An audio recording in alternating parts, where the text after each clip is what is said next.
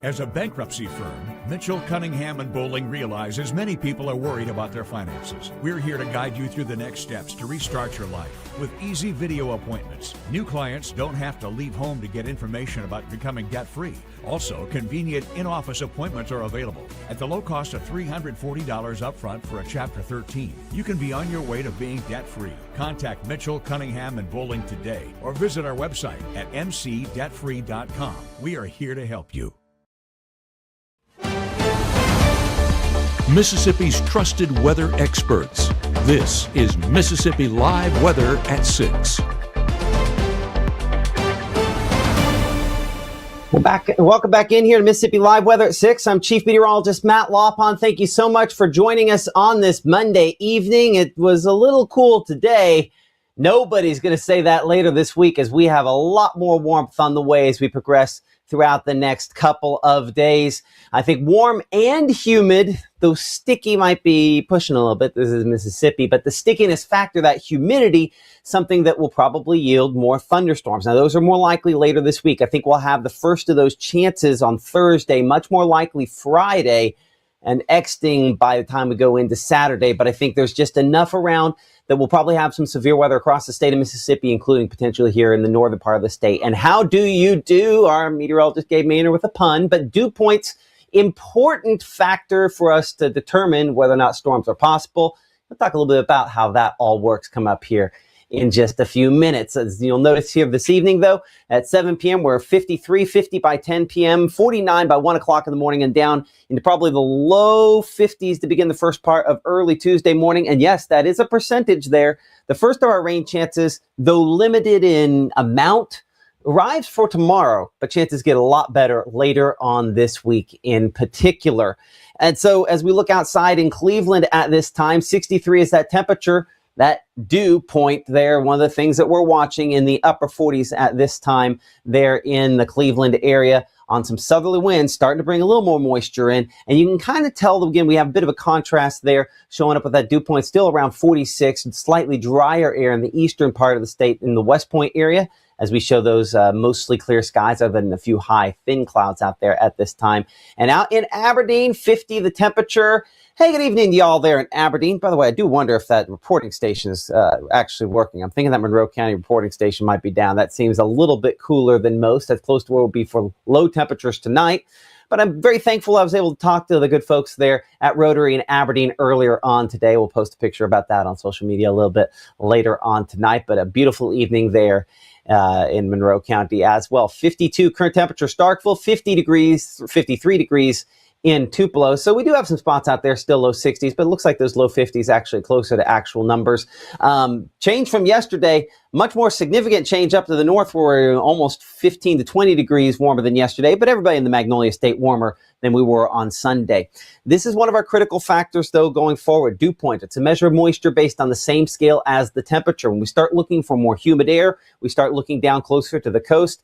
Low 60s, not something of significant concern, but the wind set gets closer to 70, and I think later this week it could. That's where storms become more likely. But that is still largely well to the south of us, as fuel remains limited at this point, but becomes much more plentiful later this week. Mama Justice Doppler radar at this instant only showing a few high and thin clouds on those latest scans, what we call cirrus clouds kind of moving through our skies at this moment. And looking back toward the north and west, a couple of different storm systems here. One that's going to be the first front. This just doesn't have much in the way of colder air behind it. And then another one behind that will be the first of the rain chances that become a little more significant on Thursday.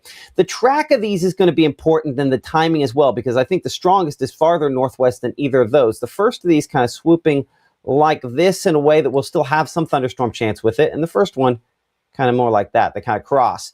And so what does that matter? Well, the question really becomes, how much colder and drier air is there behind this first one here? The more dry air, the hopefully greater limitation that could place on some of our storm chances. But I think in the next couple of days, there's just not a lot of storm chances to deal with there, at least initially. Some more active weather, including some wintry weather north of this system. And it's kind of what we call a clipper front. See how it kind of moves from the northwest to the southeast? It does kind of unfold this front associated with it, but the air behind it's just not that much colder. It's just somewhat drier. You can tell the dry just looking at the cloud cover difference on either side of that front there, right? And so as that kind of comes in, it could initially suppress some of the moisture, at least that will eventually fuel more active weather and storms later this week. But ahead of that, you can see some spotty green, and we'll look a lot more at that zoomed in on Futurecast here in a minute as we're tracking, again, some lighter variety showers. So over the next 12 to 24 hours, we're going about 51 there to begin the first part of early morning on your Tuesday, 57 by 9 a.m., 64 by noon, and 69 degrees as we head toward afternoon. Again, 69 for this date in January is only 3 away from a record high temperature. So obviously really close to record levels. Frozen pipes can cause serious damage. That's why Absolute Restoration is giving away free faucet covers to our community while supplies last. Installing them is easy. Just slide the foam sleeve over your outdoor faucet and secure it snugly. Also remember to disconnect hoses, open cabinet doors under sinks, and let faucets drip during extreme cold. Call or text to check availability, and from our family to yours, please stay warm and protected. For decades, I've taught you everything I know. But only you can prevent wildfires.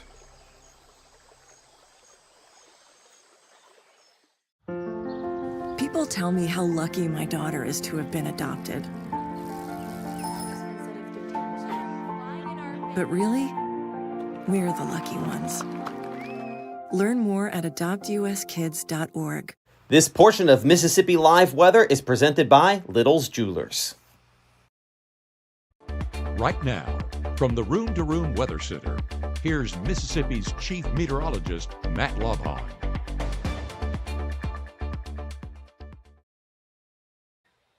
I got a little antsy on the click there as we headed it over the commercial break. Would have definitely teased this, but I know a lot of folks probably excited about this.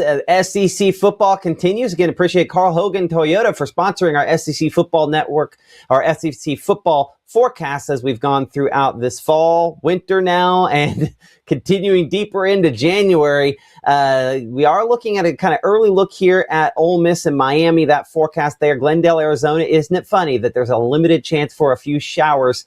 Of course, non-factor because of that stadium there, but the desert might get a little bit of moisture from this storm system approaching us later on this week. Low 60s for first play temperatures. In fact, it's reasonable, honestly, that we will be warmer than that here in Mississippi. How often do you get to say warmer in Mississippi than Arizona? Well, we are going to be there this time around. And rain chances definitely peaking as this storm system comes in. Again, very limited, I'd say, on your Tuesday. Not impossible to see something. That first front comes through. We're drier for Wednesday, and then rain chances start shooting up for Thursday. Definitely Friday, the time frame. But the reason there's some wiggle room here is we're still negotiating between two main projections on the timing of this system. So again, we're looking at the potential, I think, later this week, in particular for your Friday, for some severe thunderstorms. I'd say wind gusts, the greatest confidence level at this point here we will see as thunderstorms kind of pop up. Some could exceed 60 miles per hour. I'd say confidence remains still fairly low, but a possibility to see a brief spin-up tornado out of this, depending on how it evolves. Limited hail threat, not expecting much there, and flooding threat. I don't think we have a great enough duration event for that to be the case here. But certainly, as you can see on our severe weather risk for your Friday, showing really the majority of us under that level 2 risk. And we only do level 2 risks on day 5, which is technically in the forecast terms, the way we look at Friday is day 5. Day 4, it's only level 2, and then we start getting into level 1 behind that. But this represents a fairly confident area of seeing active weather and potentially severe weather for Friday as that storm system kind of moves into and through the area. So we're going to be watching this closely. We think some expansion is possible as we work to figure out the amount of fuel. And of course, that's one of the things Gabe and I will be talking about here in a couple of moments. School bus forecast for tomorrow. Thankfully, the school bus is going to get there at normal time for tomorrow. Low 50s for pickup temperatures, upper 60s by the time we're picking kids up from school. Appreciate IMPC for sponsoring our school bus forecast. And I'm sure a lot of the kids and parents glad that it's time to get back into the swing of things there at school. Futurecast showing things remaining dry as we go into tonight. Only a few, high and thin clouds, the main story here. These, again, made up of the ice crystals, fairly widespread out there. So while it looks like it's really cloudy, more than anything, that cloud cover is just, fairly high and thin clouds at this point, all the way throughout the overnight hours, a likelihood of what we'll see. No precipitation coming from that. You will, though, start to see the first little bits of green show up in South Alabama. That's a sign of that moisture coming out of the Gulf of Mexico. And a few more of those bits of green get closer to us as we progress into your Tuesday, as rain chances become a little bit more likely. So upper 40s, low 50s, our normal this time of year, 30-year average coming in around 34. So we're going to end up being obviously well above that. The 49 Water Valley and Grenada will be about 49 degrees, Houston 50 in Starkville, and coming in about 49 for New Albany, as well as the Tupelo area. Kind of a sign we're still adding some moisture. We do show a few showers out there. Hamilton, Alabama toward Ewan, out toward Fayette and Coleman. Those again with that returning moisture on the east side of this front. So again, Gulf of Mexico kind of open up here. And if you watch closely, you'll be able to see even the bits of green kind of working their way north like this, right? That's one of the signs, again, moisture trying to return ahead of this next storm system. But notice it's not kind of a direct feed right out of the Gulf. It's kind of more at an angle. It's one of the things that just doesn't get enough moisture out of here before this first front comes through. So while, again, I think we'll have some lighter showers, maybe something that's kind of drizzly sort of showers, this is not going to add up to much in the rain gauge here for your Tuesday. In fact, if you pick up 1/10 of an inch, you will really exceeded expectations on this. Not expecting a lot. It's just more nuisance rainfall. So it'll be about 73 for Greenville and Belzona for highs on your Tuesday. Coming in 72 Grenada, Eupora, 71 degrees in Houston, and 68 New Albany, and 69 degrees there in the Tupelo area. Again, 53 is our normal, and we're probably within a couple of a record high. So this is the first of 3 fronts that we're watching over the course of this week. And a lot of times when you get so many fronts, it becomes really hard to get moisture up and in this area. This is largely going to keep it fairly south of us, at least initially here. That's why I think our dry day of the week, the most likely to be dry day, will be cloudy and maybe marginally cooler than tomorrow, and that will end up being your Wednesday. I say that there's just not much cold air behind it. As you can see, this is similar to the low temperatures projected for tomorrow morning, and this is behind a front the day after that. So again, cool up here north to the near the Tennessee state line. Senatobia, it's 46, 45 Holly Springs, but 49 Eupora, 51 in Starkville, 51 Columbus, and about 53 there in the Louisville area.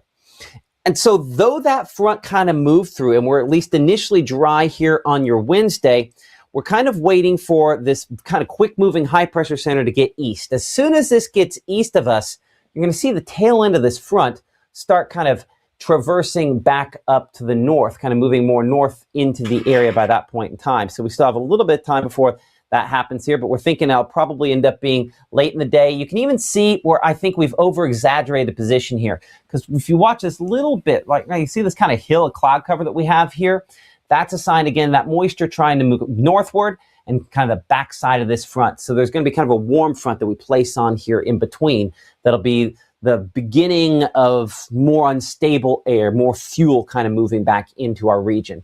Hold on, zipped right past it. Let me get back to that real quick. Mid-70s, we show Greenwood and Kosciuszko for highs on Wednesday. As you can see, the record is 75, so we're going to be within a couple of degrees of that record in most locations out there, about 73 in Grenada, 74 in Kosciuszko. If this initial front is even just a little bit weaker, it wouldn't at all be shocking to have us closer to the mid-70s up for Tupelo as well as New Albany. That's probably pushing it a little bit, but not an impossibility there. Okay, so as we progress into and through your Wednesday night, again, just cloud cover out there, no precipitation associated with that 9, 10, 11 o'clock. But you can see those dots now starting to pick up a little greater concentration out of the south. This is that moisture starting to return. Winds starting to pick up. The first of our shower chances, mainly to the north and west of us, early there in your Thursday. We show a few more as we go into Thursday midday. This is all part of a system up here toward the plains. This system's really going to do the dirty work of bringing a lot more moisture out of the Gulf of Mexico. Because if you just look at those dots there representing the winds flowing northward, there's a lot more of them flowing into this system here. And so this is kind of priming the atmosphere because there's, believe it or not, one more system behind this, and that's the one, the kind of mid-level system kick through here and kind of attach this and be the forcing mechanism that brings us more of those storm chances on Friday. Let's bring it back in here toward the Mississippi shot on this. These showers, though, as you can see, all relatively light. to maybe a few rumbles as we look here toward Thursday, 6 p.m. We show some of those Jonesboro back out here toward Pine Bluff and toward the Greenville area. Maybe some rumbles there. At this point, we expect severe weather chances, if we're going to see them, probably back to the north and west of us on the plains on your Thursday.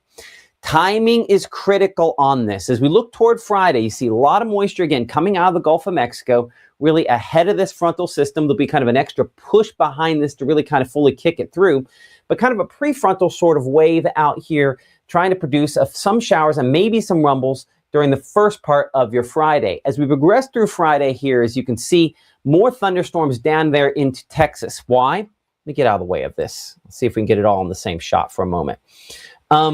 So this is where there's a ton more moisture. Gulf of Mexico, more fuel.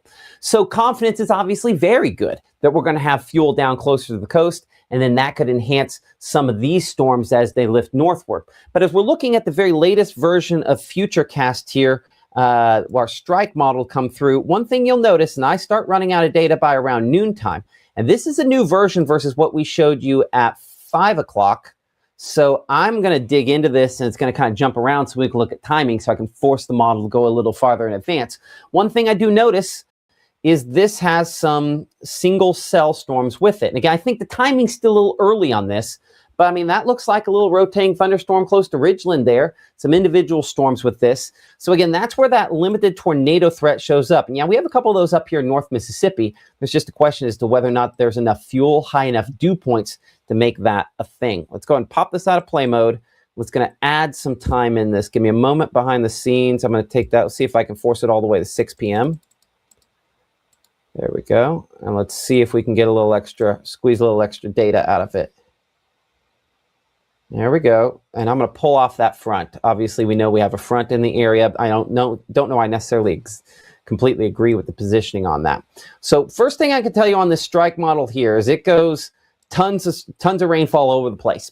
When you have lots of rainfall like this, you typically can't concentrate it in the biggest bubbles. Think about this. When you go to blow bubbles, right? If you go, whew, you just get a million little bubbles, right? If you want to blow the one big bubble, you have to be slow and deliberate and concentrate all of your oxygen on that one, right? Or all carbon dioxide you're exhaling. Either way, you have to concentrate it on the one balloon. Or bubble, I should say. Well, when you have this many showers around, you're not concentrating on that one bubble. So individual storms in this scenario would make me a little more concerned about a tornado threat here. That's less of what this shows. Now, again, I will tell you, our strike model, I still think is a little fast. It does agree with what we call GFS or American model on timing. The European model, frankly, I am a European apologist when it comes to that model because it is almost always more accurate than the American model and has to do a little bit with the physics, and there's some other things to go with it. It just does better. And so I believe that timing a little better, and that would have all of this occurring, but instead of 6 p.m. being out here close to the Alabama state line, it'd be farther north and west from that. Let me see if I can model for you where I would place that, and I think I should be able to offset that. I would say it's reasonable, and I'll bring Gabe in here because I saw him walk there a second ago. I think it's just as reasonable that this could be about this far west, Gabe, you think, by the time we roll towards 6 p.m. Friday? I would say that's more accurate because it's going to be an afternoon into the late night hours. I don't think we wrap this up before the sun sets like some of our model projections are wanting to do, but yeah, I would expect that positioning to be a little bit better with where we're aligned here at Mississippi Live Weather. Okay. Did you see I shrunk? I got small. I was going to mention. Sorry about that. I changed my resolution between broadcasts. Let's see if we can. Whoop. Look at that. I grew. Like magic. If only it was that easy, right? Okay. I'm not going to click save on that so that we don't have that position. But I mean, it's not inconceivable. What I do think it does do a good job with, Gabe, though, is storm mode. Because if you look at it, it's a QLCS, right? Mm-hmm. And there are certain spots in that line where there's possibility, a little rotation back out there close to Greenwood. I mean, a few spots in that, and mainly strong winds. I'd say that it does a pretty good job with. Agree? Yes, I would agree with that. And what I also like is the magnitude of the rainfall as well. You got that strong leading edge with some heavy downpours, and that's where that flash flooding concern is definitely there. But even some heavy downpours on the backside of this, the Memphis area over in DeSoto County is prone to getting some flash flood advisories and warnings. I think we could be looking at that once again for Friday as well. So I don't want to breeze over the flash flood threat. I think that's just another thing that we need to keep in mind whenever we head into that Friday threat. You're absolutely right. And if you get that initial wave to really kind of set up, I think, again, the flooding risk could become more of a factor as well. Appreciate that, Gabe. As we're going to bring it back here into the mobile room-to-room weather center for a moment, and I'm going to kind of continue the presentation from where we had it there.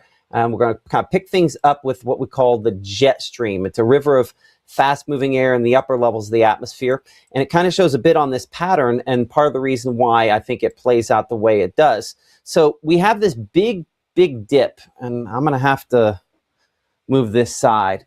So the big dip we have out west here is really what's going to provide some extra fuel for this. But you notice how there's kind of some other stuff kind of hanging off the backside out there, other little waves associated with that. And so as that kind of kicks into our area, it throws out kind of this initial wave there on Thursday, but then the whole thing kind of kicks through as we go into your Friday. Okay, so it might, and again, this is one of those nerd things I need to kind of show you, because I do think that there's value in this. I'm going to go back, and I'm going to take it out of play mode, because there's just one, that first, I don't know if you can kind of see it here, right? Kind of this extra wave right there. I want you to watch how that gets absorbed. And this is our American model. And again, not my favorite one, but you see how it's just kind of hanging on the backside there Wednesday.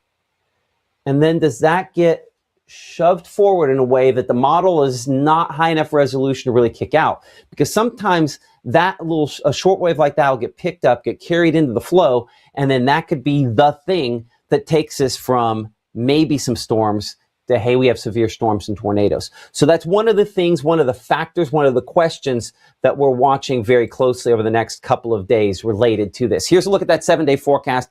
No question about this. We're upper 60s. We are pretty warm for your Tuesday as well as Wednesday. Rain chances were about 10% on your Tuesday. So again, we're not completely dry, but most of the showers should be relatively light. We're 70 by Wednesday afternoon. We're 72 as we look toward Thursday. Rain coverage 20% on your Thursday, and up to 60% for Friday. Again, timing remains a bit of a question. It's somewhere perhaps from late morning through late night, depending on which of the projections you kind of believe at that time frame there for your Friday. We're going to be watching things very closely and giving you updates as we go throughout the week as we gain confidence on how this ends up playing out. But I do think that there's a tornado risk potentially out of this. And because of that, now is the time to be thinking about weather call. Apparently, I'm going to have to adjust my shape on all these here. So I'm just going to hop in like this here for a moment. Weather call does have a cost with it. It just is what it is, because sending phone messages cost money, the same reason you still pay for a phone bill, right? And so highly recommend that you have this personalized tornado warning system for yourself, because whether it's tornadoes or severe thunderstorms, it'll let you know if you're in the danger zone. So it gives you a phone call. A phone call matters because alerts get ignored. I've probably had 15 alerts over the course of this broadcast, and I've ignored every one. But if my phone call from my wife came through, it'd bust right through, and we'd be talking right now, or I'd send back to Gabe. So phone notifications matter, and that's the reason we talk about weather call. Okay, coming up in 60 seconds, what do we do? I think that's what he said. Gabe is going to be talking about how the dew point, the fuel, is so critical in any setup, but especially when we start talking about severe weather here in 60 seconds. As Mississippi Live Weather continues here from the Room to Room Weather Center.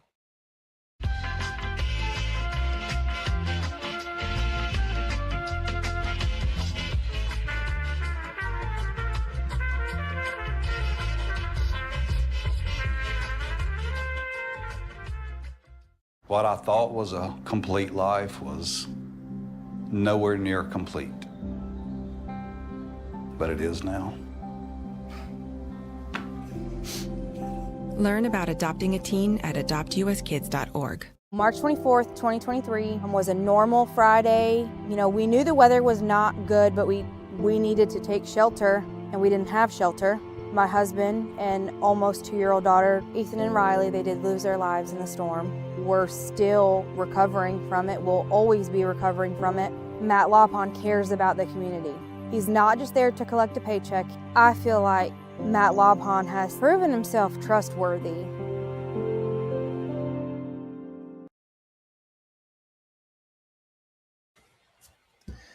Okay, so where do you get a severe weather threat like this? That's one of the things that comes back to fuel and all of the other components.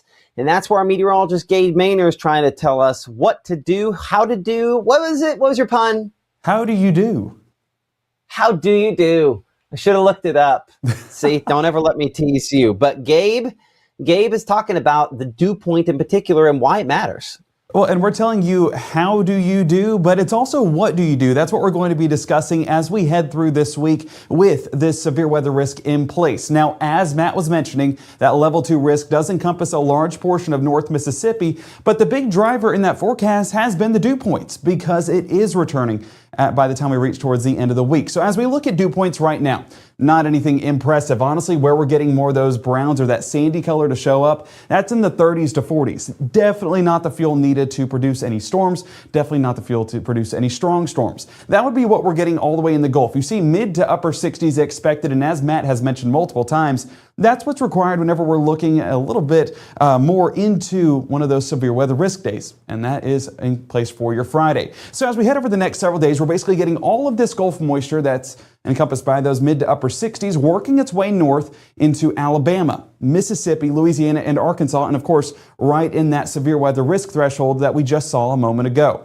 So as we track this out on future dew points, I have multiple layers on this graphic. And the first one is, of course, dew points, and that's showcased by the numbers as well as this color gradient right here to showcase where that more moisture pushes into the area. The other thing I have overlapped is going to be our FutureCast models, and this is the American model, so we do have some questions about it, but it does showcase the positioning with the moisture, and that's what I wanted to showcase to you guys here on the 6 o'clock broadcast. So your Tuesday afternoon, as you can see, dew point's going to be in the upper 40s and low 50s, not exactly anything too impressive to produce any storms. So with that front that's pushing through over our Tuesday and Wednesday, that of course not going to have any storm threat with it. If any moisture is in that front, it's going to be in the form of some light showers. But then we get into the rest of this week, and you can start to see that moisture working its way right along that Mississippi River by 6 o'clock on your Thursday. Where does that line up? Well, it lines up really well with this frontal boundary, that cold front that's moving through Dallas and parts of Little Rock by the time we get into our Thursday afternoon and evening. Now, where that front moves in, with those dew points going to be in the potentially low 60s out there in Louisiana, that's going to be a more primed environment. But let's go ahead and get into North Mississippi. Upper 50s in that forecast, much different from where we currently sit. So that shows that the moisture is gradually going to return due to those multiple systems working their way through the area. Let's take it hour by hour through your Thursday night. As we build into those overnight hours, this is again our American model, and it is ambitious on those dew points. I think that it is very much on the higher end. I think that mid to upper 60s, not an impossibility. And so this actually, I was confused for a second. It lines up very well. There we go. Low 60s back into the forecast as we get into that midnight hour, lining up right along with that frontal boundary. And as that front works its way through overnight and into our Friday, you can see that moisture still going to be in place. Now, here's where we have some questions about the American model. Look at how all of these showers are starting to be produced overhead on 6 a.m. on your Friday. Much different from where our Euro sits and much different from where the Strike model even sat. So tracking out these storms, of course, the American model is going to do a poor job on the representation of that line just because we do believe it is moving way too quickly through the area. Now, as we get through the rest of our Friday, you can see how the American model has this front lingering on through, but whenever we get that big propulsion from that front on the backside, we're talking dew points in the mid-60s. And I do believe mid-60s, not out of the realm of possibilities, and that is enough moisture to produce some storms and potentially some strong storms once this works its way into the rest of Magnolia State, Matt. Absolutely. You know, and we should be clear, again, this model could potentially, and maybe we should just call it the GFS, you know, on there, but it could potentially be right. We have to recognize that is a possibility. It tends to be I almost always hedge toward the European at this time frame, especially if I have to choose between the two. They're vastly different. But one thing we're going to be looking at over the next 24 hours is how to run change. Like a new model comes in, is it just a little bit slower? Do we start to see some kind of consensus built? Once we start to see more consensus, obviously confidence increases dramatically on the timing. But there's no question that this projection and most of our projections have at least a decent amount of fuel out there. And the fuel is really... Yeah, the fuel is what I really want it to be taken from this graphic. I mean, we're talking mid-60s. And mid-60s in January, that is definitely more than enough fuel to produce some of these storms. The thing that we're dealing with right now, and Matt, you mentioned it, is the fuel. That fuel, of course, not going to be overly high or overly indicated by our CAPE value, but dew points at least showing there is some instability in that air, allowing for potentially some strong storms to take place. So dew points better represented for our fuel with this system on our Friday. And as we head into our Friday afternoon, of course, that is going to continue to remain in place. And of course, into our Friday evening and overnight hours into our Saturday. But again, GFS not going to be as much of an indicator with that just because it has it moving through earlier on in the day. Now, that being said, who do we need to root for? The GFS in this case, because it actually does dial back those threats just a bit because it's happening earlier on in the day. The later in the day you go, the more you let that heating take place. That's where we could get some of these threats as we head into that afternoon time frame. Absolutely. Something we're going to be watching very, very closely between now and then. Gabe, thank you so much.